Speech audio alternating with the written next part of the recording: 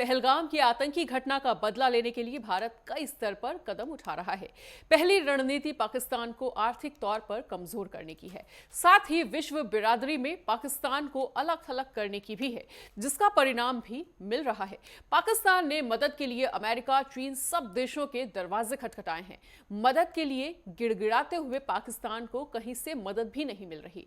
यहां तक कि अरब देश भी उनकी मदद के लिए आगे नहीं आ रहे हैं। ज्यादा से ज्यादा आखिरी समय में तुर्की उसे कुछ छुटपुट हथियार जरूर दे सकता है। ऐसे में पाकिस्तान में दहशत का माहौल बना हुआ है और इधर भारत के रक्षा मंत्री राजनाथ सिंह ने यह कहा है कि हमारा कर्तव्य है कि सेना के साथ खड़े रहा जाए। तो देखिए, विश्व ने पाक को पूरी तरह से चेताने का काम किया है, लेकिन पाक घबराने की बजाय कहीं ना कहीं लगातार गीदड़ भपकिया देने का काम कर रहा है। और आज की चर्चा भी इसी पर होगी। तो देखिए, आतंकवाद के खिलाफ भारत पूरी तरह से एक्शन प्लान में है और देखना वाकई में दिलचस्प होगा कि जिस बड़े होने की उम्मीद आज पूरा देश लगाए बैठता है, आखिरकार वो बड़ा क्या होगा। और इसी पर चर्चा करने के लिए देखिए हमारे साथ कुछ खास मेहमान भी जुड़ चुके हैं। प्रेमकांत तिवारी जी वरिष्ठ पत्रकार के तौर पर हमारे साथ जुड़े हुए हैं। डॉक्टर अविरल मलिक राष्ट्रीय प्रवक्ता बीजेपी हमारे साथ जुड़ चुके हैं। तो दोनों ही मेहमानों का बहुत बहुत स्वागत है। प्रेमकांत सर, सबसे पहले आपके पास आते हुए, देखिए लगातार जिस तरह से भारत एक्शन प्लान तैयार कर रहा है, और अगर पाकिस्तान की बात करें तो देखिए खाने को दाने भी ना हो, लेकिन गीदड़ भपकिया देने से वो बाज नहीं आ रहा है। किस तरह से देख रहे हैं इस पूरे सिनेरियो को?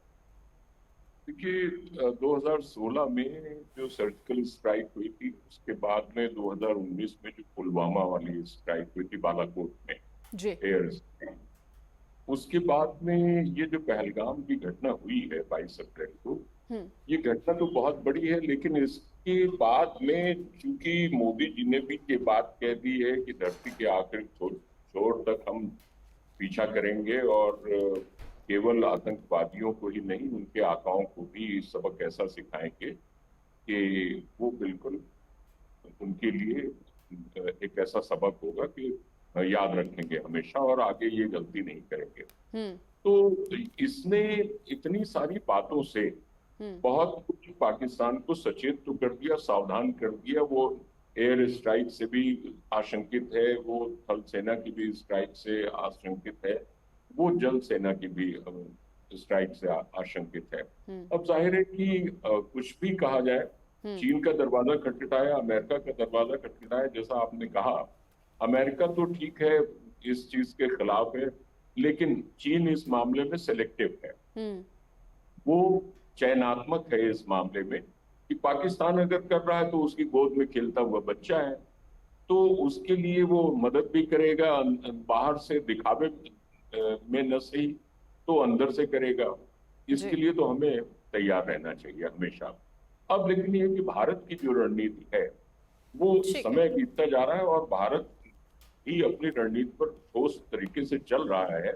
और इस बीच में रक्षा मंत्री जो पाकिस्तान के हैं, उन्होंने भी एक्सेप्ट किया। आपको ये गौर करना होगा कि जो पीपीपी है, उसके जो अध्यक्ष हैं बिलावल जरदारी, बेनजीर भुट्टो के और आसिफ जरदारी के जो बेटे हैं, उन्होंने भी इसको एक्सेप्ट किया कि आतंकवाद से हमारा बहुत पुराना ताल्लुक है। तो कुल मिलाकर के डिप्लोमेटिकली इंटरनेशनल कम्युनिटी में जो इंडिया ने सक्सेस एक पाई है, वो तो बहुत बड़ी सक्सेस है। पाकिस्तान के इंटरनल जो अपोजिशन लीडर्स हैं, वो भी इस समय उनको उकताने वाली पोजीशन में ला रहे हैं, असहज कर रहे हैं। तो ऐसी स्थिति में अब भारत ने जब एक कदम ये उठा लिया कि आप देख रहे हैं, इसी बीच में नेपाल के बॉर्डर पर जो अवैध कब्जे, मदरसे और ये जो कुछ भी बिना लाइसेंस के चल रहे थे, या धार्मिक कुछ संस्थान वगैरह, उनको ध्वस्त किया। यानी कि एक तरह से वो स्ट्रेटजी का हिस्सा बन गया। और दूसरी बिल्कुल, प्रेमकांत जी लौटेंगे आपके पास। बिल्कुल। और डॉक्टर अविरल मलिक जी भी हमारे साथ जुड़ चुके हैं, बीजेपी के राष्ट्रीय प्रवक्ता हैं। तो डॉक्टर अविरल, देखिए जिस तरह से पहलगाम हमला हुआ, उसके बाद से ही हमने देखा कि दिल्ली में हलचल काफी ज्यादा तेज है, लगातार बैठकों का दौर भी चल रहा है। ऐसे में जैसे जैसे समय बीतता जा रहा है, वैसे वैसे देशवासियों की उम्मीदें भी बढ़ती जा रही हैं कि कुछ बहुत बड़ा होने वाला है। आखिरकार वो बड़ा क्या होगा, और पूरे एक्शन प्लान को लेकर आपका क्या कुछ कहना? जी नहीं, देखिए जहां तक विषय है पाकिस्तान का, तो निश्चित रूप से मुंहतोड़ जवाब दिया जाएगा, इसमें किसी प्रकार से कोई दो राय नहीं है। संदेश और संशय किसी प्रकार से किसी व्यक्ति को नहीं होना चाहिए।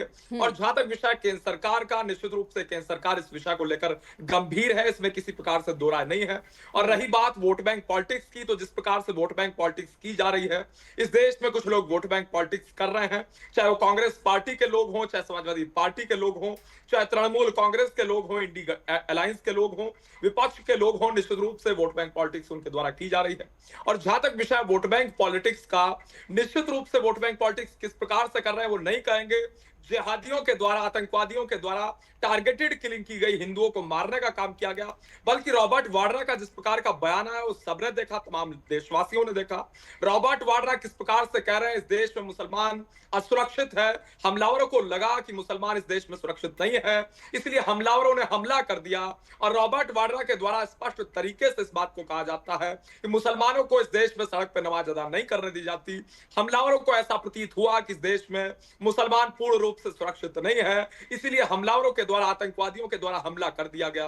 मैं सोचता हूं कांग्रेस पार्टी का एक प्रकार डॉक्टर अविरल देखिए, लगातार हम देख रहे हैं कि इस हमले के बाद से ही हमारे देश में हिंदू मुस्लिम काफी ज्यादा हो रहा है। तो क्या आप ये कहना चाहते हैं कि आतंकवाद का भी कोई मजहब होता है? क्योंकि देखिए, हमारा मानना है कि आतंकवाद का कोई मजहब नहीं होता है और उसे किसी धर्म विशेष से जोड़ना पूरी तरह से गलत होगा। जी नहीं, देखिए, जहां तक विषय है मजहब का, जहां तक विषय है धर्म का, रिलीजन का, जहां तक विषय है, तो निश्चित रूप से कांग्रेस पार्टी के लोग को आतंकवादियों के खिलाफ बोलना चाहिए, खुलकर जिहादियों के खिलाफ बोलना चाहिए। आखिर ये जिहादियों के खिलाफ क्यों नहीं बोलते हैं? ये टेरर फंडिंग के खिलाफ क्यों नहीं बोलते हैं? ये टेररिस्ट ऑर्गेनाइजेशंस के खिलाफ क्यों नहीं बोलते हैं? ये खालिस्तानियों के खिलाफ क्यों नहीं बोलते हैं? ये एक प्रकार से पाकिस्तानियों के, पाकिस्तान के खिलाफ क्यों नहीं बोलते हैं? और तमाम सारे लोग हैं जो खुद को किसानों का ठेकेदार भी कहते हैं। नरेश टिकैत का भी किस प्रकार का बयान आया वो भी स्पष्ट रूप से सबके मध्य में है कि किस प्रकार से नरेश टिकैत के द्वारा एक प्रकार से पाकिस्तान प्रेम झलकाया गया उनके बयान के द्वारा, वो भी स्पष्ट रूप से पब्लिक डोमेन में मौजूद है। और जहां तक विषय भारतीय जनता पार्टी का बिल्कुल स्पष्ट है कि पाकिस्तान को मुंहतोड़ जवाब दिया जाएगा, पाकिस्तान का नेस्तनाबूद होना तय है। और जहां तक विषय एक्शन प्लान का, निश्चित रूप से army, air force, Indian navy, defence ministry, external affair ministry जो प्लानिंग करती है, उस विषय को डिस्क्लोज नहीं किया जा सकता, लेकिन पूर्ण रूप से प्लानिंग जारी है, इसमें कोई दो राय नहीं है। और निश्चित रूप से बदला लिया जाएगा। एक सर के बदले 10 सर लाने की परंपरा निश्चित रूप से ये हमारी पॉलिसी है, इसमें कोई दो राय नहीं है। एयर स्ट्राइक भी हमने की, सर्जिकल स्ट्राइक भी हमने की। चीन और पाकिस्तान को मुंहतोड़ जवाब भी भारतीय जनता पार्टी के नेतृत्व के माध्यम से ही दिया गया, वो भी सबने देखा। और निश्चित रूप से इस बार भी पाकिस्तान की रीढ़ की हड्डी तोड़ने का काम किया जाएगा, इसमें कोई दो राय नहीं। बिल्कुल। और वरिष्ठ पत्रकार हमारे साथ प्रेमकांत तिवारी जी लगातार बने हुए हैं, उनके पास एक बार फिर से लौटते हुए। प्रेमकांत जी, देखिए, डॉक्टर अविरल की बातों को आप सुन रहे थे, लेकिन पूरे देश के अगर देखी जाए तो देखिए, इस हमले के बाद से ही देशवासी पूरी तरीके से तैयार हैं, केंद्र सरकार भी पूरी तरीके से तैयार है और लगातार राजनाथ सिंह भी कड़ा रुख अपनाते हुए नजर आ रहे हैं। और उनका भी साफ तौर पे कहना है कि पीएम भी पूरी तरह से तैयार हैं और जैसे जैसे समय बीतता जा रहा है वैसे वैसे और भी ज्यादा उम्मीदें बढ़ती जा रही हैं। लेकिन देखिए, भारत में दम तो है, लेकिन विपक्ष आखिर भ्रमित क्यों हो रहा है? और विपक्ष में जिस तरह का भ्रम पैदा हो रहा है, या वो देशवासियों के भीतर जिस तरह का भ्रम पैदा करने की कोशिश कर रहे हैं, उसको लेकर क्या कुछ कहना चाहेंगे आप? देखिए, जब सर्वदलीय मीटिंग हुई थी तब उसमें विपक्ष ने भी साथ देने का वादा किया था, कहा था कि हम आपके साथ हैं, आपको जो एक्शन लेना हो लीजिए। लेकिन उसके बाद में जो विपक्ष के इस तरह से बयान आ रहे हैं रॉबर्ट वाड्रा के, तो ये इस तरह से गैर जिम्मेदाराना है। इस तरह के बयान नहीं देना चाहिए और इससे कोई फायदा नहीं। फिर एक स्थिति ये मालूम होने लगती है जैसे विपक्ष कंफ्यूज हो जाता है कि वो उसको फिर समझ में आता है कुछ ऐसी संतुलित बात कहो कि जो आपके पास वोट बैंक है वो आपका वोट बैंक छटक ना जाए कहीं। तो इस धोखे में अगर काम करेंगे तो फिर देश को अगर टॉप प्रायोरिटी नहीं रखेंगे, सर्वोच्च प्राथमिकता नहीं रखेंगे, तो नुकसान है इनका। और यहाँ पर देखिए, एक बात हम आपको बता दें कि कारगिल युद्ध के बाद में अटल जी की सरकार लौटी थी, हम सब लोग इसकी साक्षी। और लौटने में कारगिल युद्ध में जो विजय प्राप्त हुई थी भारत को, उसका बहुत बड़ा रोल था, उसको डिनाई नहीं किया जा सकता है। जहां राष्ट्र का मामला आता है तो जनता इसमें पूरे तौर से फैसला करती है और बिल्कुल दूध का दूध और पानी का पानी का फैसला करती है।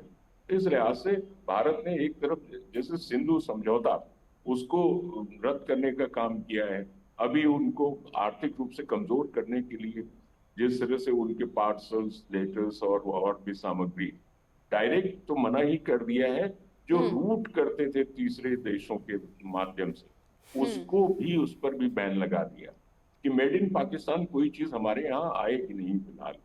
उसके अलावा जो पाकिस्तानी नागरिक यहाँ पर रह रहे थे उनके वीजा रद्द किए हैं, जो लोग अवैध रूप से रह रहे हैं उनको चुन चुन करके भेजा जा रहा है बाहर। तो इस लिहाज से पाकिस्तान की हालत इससे बहुत बदली है। अब एक बात ये भी गौर करने वाली है कि रूस में जो बहुत बड़ा एक उनका अपना एक समारोह है, उसमें उन्होंने उम्मीद की थी कि पाकिस्तान वो नरेंद्र मोदी जी हमारे जो प्रधानमंत्री वो जाएंगे, लेकिन उनको नहीं जाना था। बाद में रक्षा मंत्री राजनाथ सिंह को जाना था, राजनाथ जी को भी उन्होंने भी कैंसिल कर दी।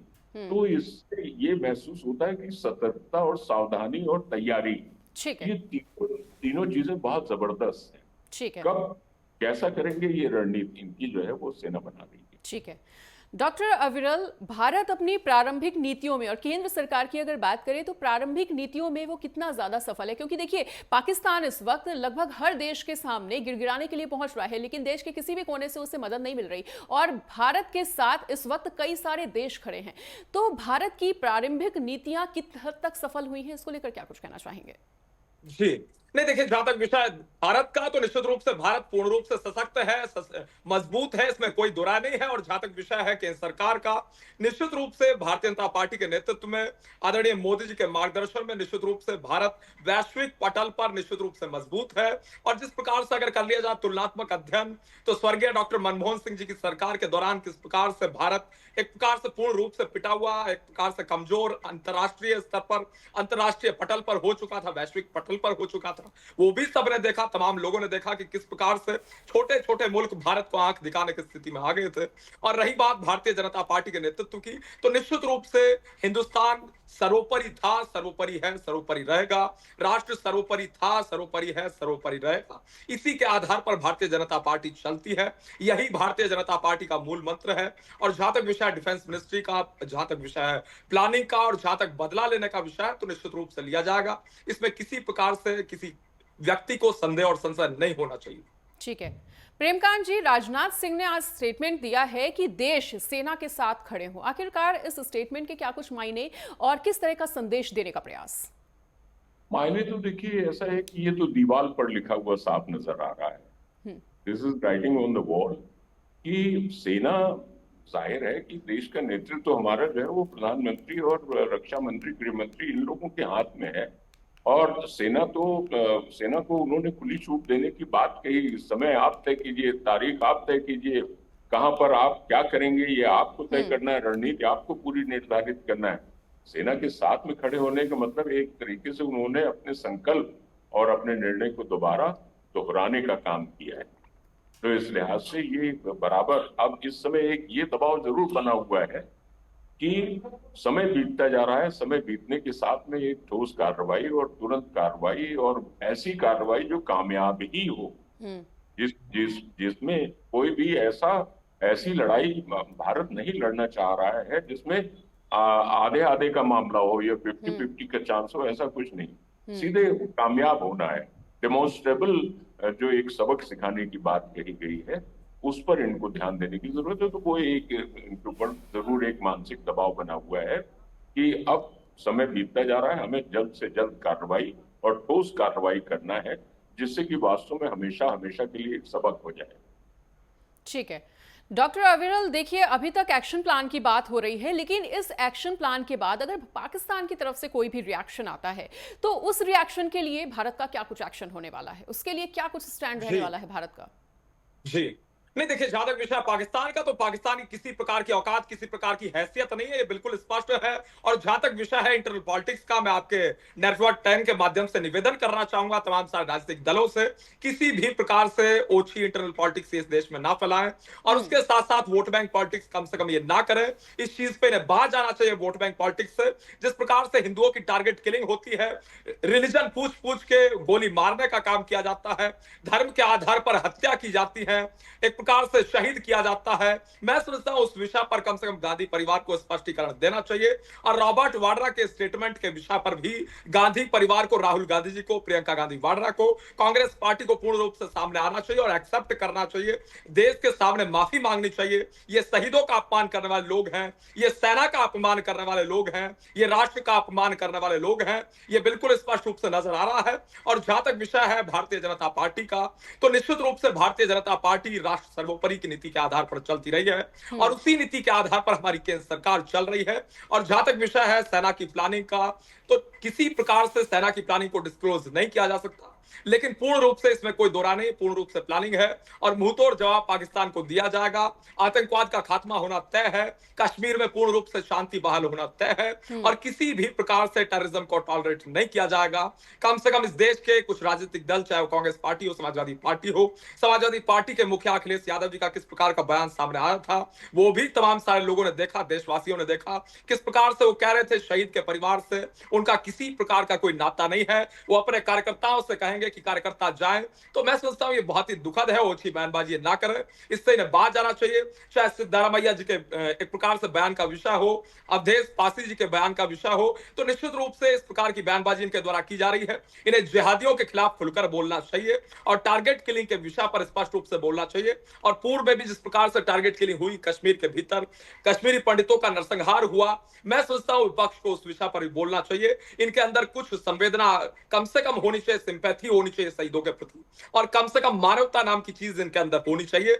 ये मैं आपके माध्यम से निवेदन करना चाहूंगा। ठीक है प्रेमकांत सर, देखिए बयानबाजी की बात चल रही है, लेकिन अगर पाकिस्तान की बयानबाजियों के दौर की बात देखी जाए और लगातार जिस तरह से वो गीदड़ भपकियां दे रहे हैं, ऐसे में अगर समझा जाए तो देखिए पाकिस्तान के पास कुछ भी नहीं है, जैसा कि अभी सर ने भी बताया था कि हैसियत से बढ़कर वो गीदड़ भपकियां दे रहे हैं।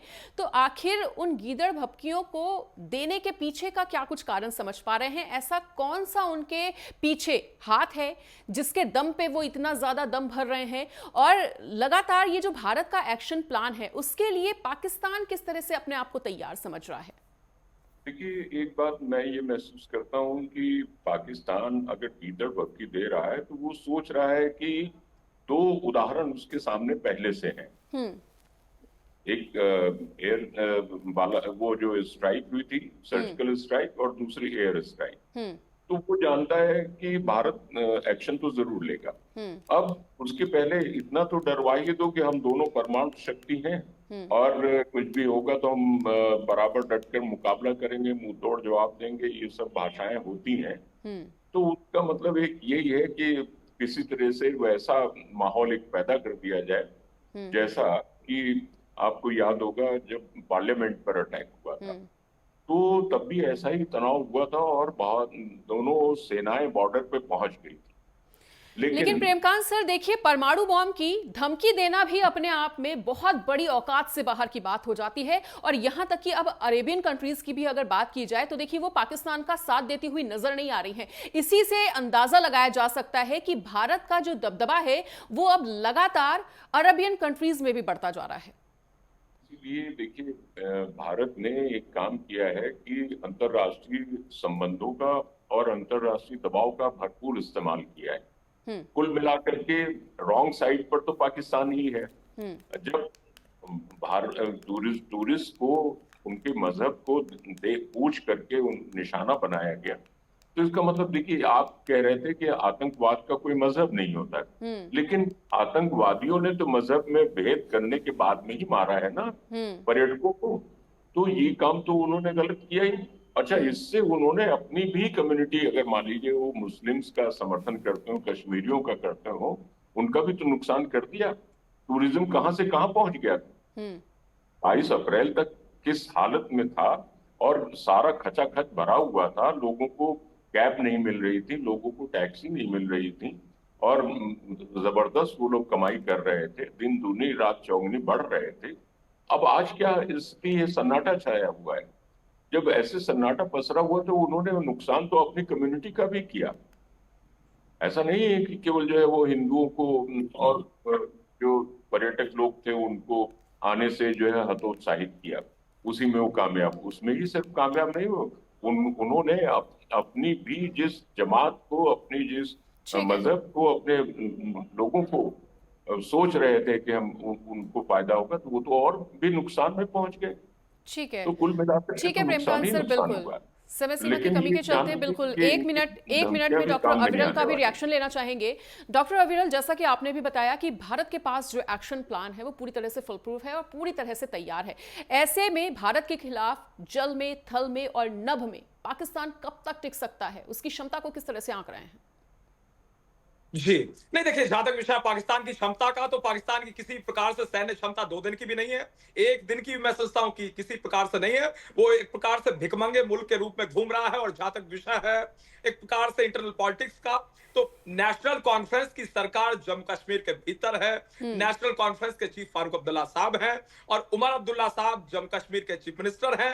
वो सत्ताधारी पार्टी का sitting member of parliament from Srinagar किस प्रकार की बयानबाजी करता है वो भी सबने देखा। वो व्यक्ति जो मेंबर ऑफ पार्लियामेंट है श्रीनगर से, वो एक प्रकार से सांस्कृतिक हमलावर कहता है टूरिस्ट को, पर्यटकों को स्पष्ट तौर पर सांस्कृतिक हमलावर कहने का काम करता है। और इस हमले से पूर्व में उसके द्वारा एक बयान दिया गया था। मैं सोचता हूं जनता स्पष्ट रूप से इस बयान को भी इस हमले से जोड़कर देख रही है, अपने विवेक के आधार पर मैं सोचता हूं तय कर ठीक है, बिल्कुल। तो दोनों ही मेहमानों का हमारे साथ चर्चा खास में जुड़ने के लिए बहुत बहुत शुक्रिया। तो देखिए, पहलगाम की आतंकी घटना का बदला लेने का समय पूरी तरह से आ गया है और केंद्र में मोदी सरकार ने ऐसे कई फैसले लिए हैं जिससे पाकिस्तान में दहशत मची हुई है। पाकिस्तान को लग जरूर रहा है कि भारत इसका बदला लेगा जरूर, और पाकिस्तान की दिक्कत यह भी है कि वहां अंदरूनी सियासी हालात भी ठीक नहीं चल रहे। उसके 3 प्रांतों में उथल पुथल मची हुई है, जबकि भारत बदला लेने की तैयारी में पूरी तरह से जुटा हुआ है। इसी पर आज की चर्चा भी हो रही थी और इस चर्चा को फिलहाल यहीं पर विराम देते हैं।